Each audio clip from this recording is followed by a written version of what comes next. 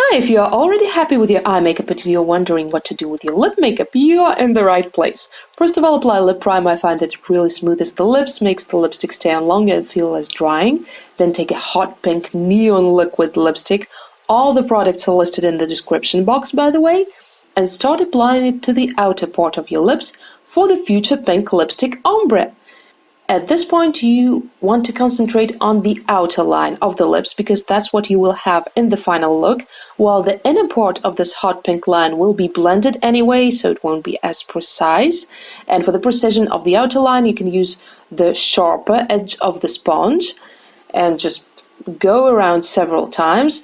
After that, also fill in the corners for the perfect ombre look, and then with the same sponge, without dipping it back into the lipstick, with the sponge that already has very little product left, you start blending this line inwards, so that later you can create a smooth gradient, without dipping it back.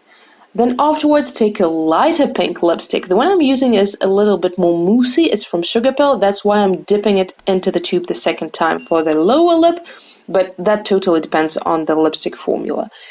And after that, once again with the sponge with little product left, you start blending the two borders of the colors so that they transition one into the other smoothly.